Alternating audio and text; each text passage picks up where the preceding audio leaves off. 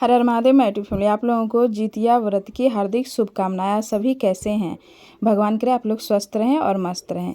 आप लोगों को जीवित पुत्रिका व्रत की कथा हम आज सुनाने वाले हैं। जितिया व्रत में जीवित वाहन भगवान और चीलो सियारन की पूजा की जाती है और उनकी कथा सुनी जाती है। कहा जाता है कि जो उनकी कथा सुने बगैर इस व्रत का पारण करते हैं उनका व्रत अधूरा माना जाता है। तो चलिए इस प्रकार ये कथा है, हम आप लोगों को आज सुनाते हैं। बहुत समय पहले की बात है। नेमिषारण्य क्षेत्र में सहस्त्रों मुनि बैठकर धर्म चर्चा कर रहे थे। ऋषियों और मुनियों के साथ ही अनेक देवता भी उस सभा में उपस्थित। उस ऋषि मुनियों के मध्य सूत जी महाराज उसी प्रकार सुशोभित हो रहे थे जिस प्रकार तरागनों के मध्य चंद्रमा सुशोभित होता है। इस धर्म चर्चा के बीच ही महर्षियों ने संसार के कल्याण हेतु हाथ जोड़कर सूत जी से कहा, महाराज, कलयुग में व्यक्तियों की आयु और श्रद्धा दोनों ही काफ़ी कम हो गई है। लोग अल्पायु होंगे, महिलाओं की संतानें बचपन में ही मरने लग जाएगी और माता पिता जीवित रहते ही उनके पुत्र मर जाया करेंगे। एक ऋषि ने हाथ जोड़कर आगे कहा, महाराज, इस भीषण विपत्ति से बचने का कोई तो उपाय होगा। सूत जी बोले, आपने बहुत ही उत्तम प्रश्न किया है। कलयुग कलिकाल में जब व्यक्तियों की आयु कम होंगे, श्रद्धा भक्ति उससे भी कम हो जाएगी। कलिकाल में माता पिता के सामने छोटे छोटे बालकों और जवान पुत्रों का मरना एक सामान्य बात हो जाएगा। उस समय जो भी माता पिता नियम पूर्वक इस जीवित पुत्रिका व्रत को करेंगे उनके सभी पुत्र आयु तक जीवित रहेंगे। माता पिता के रहते हुए किसी भी पुत्र की मृत्यु नहीं होगी। संसार की भलाई, संतान की भलाई के लिए इस अतः वृत्तांत को मैं आप लोगों को सुनाता हूँ। सूत जी ने कहा, जब द्वापर युग का अंत होकर कलयुग प्रारंभ हो रहा था, उस काल में अपने अपने पुत्रों की मृत्यु से दुखी होकर शोकाकुल बहुत सी स्त्रियां ने आपस में सलाह की। वे सभी मिलकर महर्षि गौतम जी के पास गई।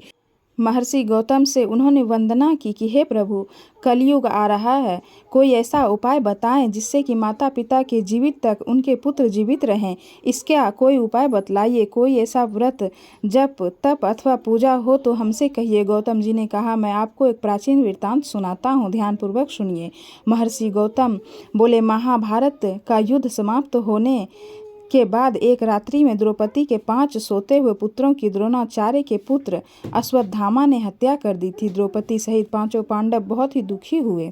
कुछ समय बाद अपनी सखियों के साथ में लेकर द्रौपदी महर्षि धौम्य के पास गई। द्रौपदी ने महर्षि धौम्य से कहा, हे विप्र, कौन सा उपाय करने से बच्चे दीर्घायु हो सकते हैं? कृपा करके उस उपाय आप हमको बतलाइए। महर्षि धौम बोले, सतयुग में हमेशा सत्य बोलने वाला और सभी के साथ समान व्यवहार करने वाला जिमुतवाहन नामक एक राजा थे। हमेशा सत्य आचरण करने वाले राजा जिमुतवाहन बहुत ही साहसी और नरम दिल था। एक बार राजा जिमुतवाहन अपनी रानी सहित अपने ससुराल गए। वह अपनी ससुराल में एक रात सो रहे थे। उसे एक स्त्री के विलख विलख कर रोने की आवाज़ सुनाई दी। वह अपने पुत्र के लिए विलाप कर रही थी। वह बूढ़ी स्त्री बहुत बुरी तरह से रो रही थी और बार बार एक ही बात कह रही थी, मुझे बुढ़िया के जीवित रहते मेरा युवा पुत्र मारा जाएगा। हाय, मैं क्या करूं? उस बुढ़िया का विलाप सुनकर राजा जिमुतवाहन को बहुत दुख हुआ। राजा ने बुढ़िया के पास जाकर उससे ढाढ़स बंधाया और रोने का कारण पूछा। बुढ़िया ने रोते हुए कहा कि गांव में प्रतिदिन एक गरुड़ आता है, एक युवक को खा जाता है और आज मेरे पुत्र की बारी है। अब मेरा पुत्र इस स्थान पर जाएगा जहां गरुड़ आता है। गरुड़ मेरे पुत्र को खा जाएगा। मेरे जीते जी मेरा बेटा मर जाएगा। यह कहकर बुढ़िया जोर जोर से रोने लगी। राजा जिमुतवाहन ने कहा, माता, तुम रो मत। आज मैं तुम्हारे पुत्र के स्थान पर चला जाऊंगा। इस प्रकार गरुड़ मुझे खा जाएगा और तुम्हारा पुत्र बच जाएगा। इतना कहकर राजा उस स्थान पर जाकर लेट गया जहाँ गरुड़ प्रत्येक रात्रि को आता था। गरुड़ आया और चोंच से नोच नोच कर राजा का मांस खाने लगा। तब गरुड़ राजा का संपूर्ण बायां अंग खा चुका था। राजा ने करवट बदलकर अपना दाहिना अंग गरुड़ के मुख में डाल दिया। गरुड़ को बड़ा आश्चर्य हुआ। गरुड़ के मांस खाते समय राजा जिमुतवाहन ना तो रोए और ना चिल्लाए। उसने बचने की कोई चेष्टा ही नहीं की। आधा शरीर खा जाने के बाद भी राजा अभी तक जिंदा था। गरुड़ जी को बड़ा आश्चर्य हुआ। गरुड़ जी सोचने लगे, यह आदमी कोई साधारण मनुष्य नहीं है, यह देवता है या फिर कोई महान ऋषि लगता है। गरुड़ ने राजा से कहा, तुम मनुष्य हो तो मनुष्य जान नहीं पड़ते हो? क्या कोई देवता हो? तुम कौन हो? अपना अपना निवास स्थान आदि बतलाओ। पीड़ा से व्याकुल राजा जितवाहन ने कहा, पक्षीराज, आपने जो प्रश्न किया यह व्यर्थ है। आप अपनी इच्छा अनुसार मेरा मांस खाइए और अपनी भूख मिटाइए। यह सुनकर गरुड़ जी को और भी अधिक आश्चर्य हुआ। गरुड़ जी ने अपने चमत्कार से राजा के शरीर को पूरा कर दिया। अब राजा जिमुतवाहन पहले से भी अधिक सुंदर स्वस्थ युवक बन गए। अब गरुड़ जी ने आदर पूर्वक राजा से उनका परिचय पूछा और फिर पूछा। राजा जिमुतवाहन बोले, हे गरुड़ देव, मेरा नाम जिमुतवाहन है। मेरे पिताजी का नाम महाराज शालिवाहन है और माता का नाम महारानी सेव्या है। हम सूर्यवंशी क्षत्रिय हैं। यह सुनकर गरुड़ जी ने कहा, हे राजन, मैं तुम्हारी दयालुता और त्याग की भावना देखकर बहुत प्रसन्न हूँ। तुम मुझसे कोई भी मनचाहा वरदान मांग लो। तब उन्होंने कहा कि यदि आप हमको वरदान देना चाहते हैं तो आप मुझे यह वरदान दीजिए कि आपने अभी तक जितने भी व्यक्ति को खाया है वह सभी जीवित हो जाएं। अब आगे से आप यहाँ के किसी भी व्यक्ति को नहीं खाएंगे। आप यहाँ के युवकों को ना खाएं। यह उत्पन्न होने वाली सभी बालक लंबी आयु को प्राप्त हो। गरुड़ जी ने तथास्तु कहा और उड़कर नागलोक चले गए। नागलोक में अमृत लाकर उन्होंने खाए हुए व्यक्तियों को हड्डियों के ढेर पर डाल दिया। वे सभी व्यक्ति जिंदा हो गए। राजा जी जिमुतवाहन अभी वहीं खड़े थे। गरुड़ देव जी ने राजा से कहा, मैं आज संसार के कल्याण हेतु एक और वरदान दे रहा हूँ। आज आश्विनी मास के कृष्ण पक्ष की अष्टमी है। यह अष्टमी सप्तमी रहित और अत्यंत शुभ है।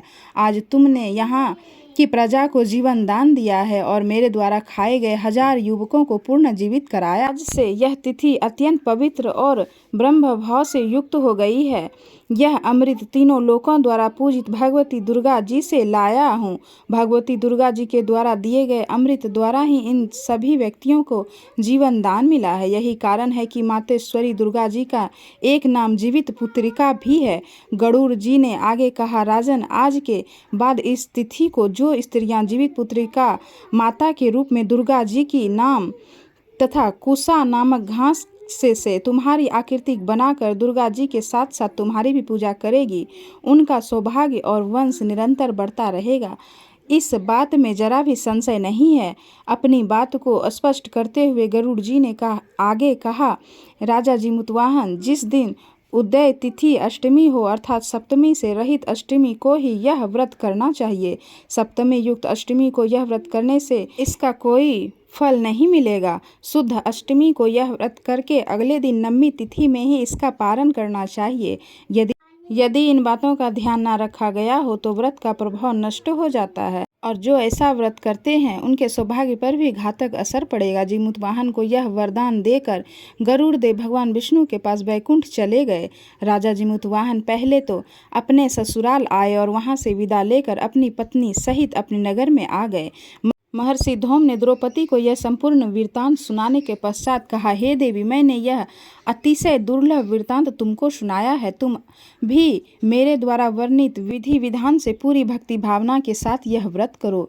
तुम दुर्गा जी तथा कुसा घास से बनाई गई जिमुतवाहन की पूजा करो और नवमी को ही व्रत खोलो। महर्षि धौमन से यह पूरी कथा सुनने के बाद द्रौपदी अपने नगर में आ गई। उन्होंने जैसा बताया था महल में आकर बहुत सारी औरतों को बुलाकर उनके साथ शुद्ध अष्टमी को यह पूजन और व्रत किया। वे लगातार यह व्रत करने लगी। एक दिन एक चील ने उस औरत को यह व्रत और पूजन करते हुए देखा। यह संपूर्ण कथा भी सुन लीजिए। चील का घोंसला जिस पीपल के वृक्ष पर था उसके नीचे माद बनाकर एक सियारिन रहती थी। चील ने यह संपूर्ण बात अपनी सियारन सहेली को सुनाई। अब तो चील पीपल के पेड़ पर बने घोंसले और सियारिन नीचे माद में बैठकर व्रत करने लगी। चील ने पूरे दिन यह व्रत रखी और दूसरे दिन नवमी को किसी गौशाला में जाकर और गाय का दूध पीकर यह व्रत खोलती। परंतु सियारिन अष्टमी को दोपहर तक तो व्रत रखती थी और फिर दोपहर के बाद शिकार करने और मांस खाना प्रारंभ कर देती थी। चील और सियारिन को अगला जन्म अयोध्या के एक बहुत ही धनी परिवार में हुआ। सियारिन का जन्म उस धनी व्यापारी के बड़ी कन्या के रूप में हुआ। चील का जन्म उसकी छोटी बहन के रूप में हुआ। बड़ी लड़की की शादी काशी के राजकुमार के साथ और छोटी बहन की शादी काशी राज्य के मंत्री के पुत्र के साथ हुआ। धीरे धीरे समय बीतता गया। राजकुमार काशी का राजा बन गया और मंत्री का पुत्र उस राजा का मंत्री बन गया। बड़ी लड़की जो पूर्व जन्म में सियारिन थी, उसने पूर्व जन्म में जो अधूरे व्रत किए थे, इस जन्म में भी व्रत नहीं करती थी। उसके कई संतानें हुए, लेकिन सभी जन्म के कुछ समय बाद मर जाते थे। छोटी लड़की जिनकी शादी मंत्री के पुत्र के साथ हुई, उसके 8 पुत्रों को जन्म दिया। उसके 8 पुत्र जीवित रहे। वे 8 पुत्र अत्यंत सुंदर, बलिष्ठ और 8 पशुओं के समान ही तेजस्वी थे। यह लड़की अब भी लगातार जीवित पुत्री का व्रत करती थी। व्रत के प्रभाव से उसे अपने पूर्व जन्म के संपूर्ण वृत्तांत याद आ गया। रानी अपनी बहन के 8 पुत्रों को जीवित देखकर रात दिन जलती रहती थी। एक दिन उसने राजा से कहा, तुम अपनी बहन के पुत्रों को भी वहीं भेज दो जहां मेरे पुत्र गए हैं। राजा ने रानी को बहुत समझाया कि ऐसा करना अच्छी बात नहीं है, इससे तुम्हें पाप लगेगा, परंतु रानी अपनी जिद पर अड़ी रही। इसके बाद राजा ने कई बार कोशिश की, परंतु उससे एक भी पुत्र का बाल बाका नहीं हुआ। जीवित पुत्री का व्रत करने के कारण छोटी बहन के 8 पुत्र बार बार बच जाते थे। माता दुर्गा हर प्रकार से उनके पुत्रों की रक्षा करती थी। छोटी बहन को पिछले जन्म की पूरी बात याद थी। वह जानती थी कि रानी के कहने पर ही राजा उसके पुत्र को मरवाने की कोशिश कर रहे हैं। उसे रानी पर बड़ी दया आई। एक दिन उसने अपनी बड़ी बहन के पास जाकर उसे पिछले जन्म की पूरी कथा सुनाई और उसे जीवित पुत्री का व्रत करने को कहा। रानी अपनी बहन की बात मानकर व्रत करने लगी। इस व्रत के प्रभाव से उस रानी के कई पुत्र उत्पन्न हुए, सभी जीवित रहे। उन सभी पुत्रों के दीर्घ आयु प्राप्त हुए, बड़े बड़े राजा हुए। यह पूरी कथा सुनाने के बाद सूत जी बोले, मैंने सब प्रकार के आनंद देने वाले यह व्रत तुमको बतलाया। जो स्त्री चाहती है कि उसकी संतानें लंबी उम्र तक जीवित रहे, वे सभी इस व्रत को अवश्य करें।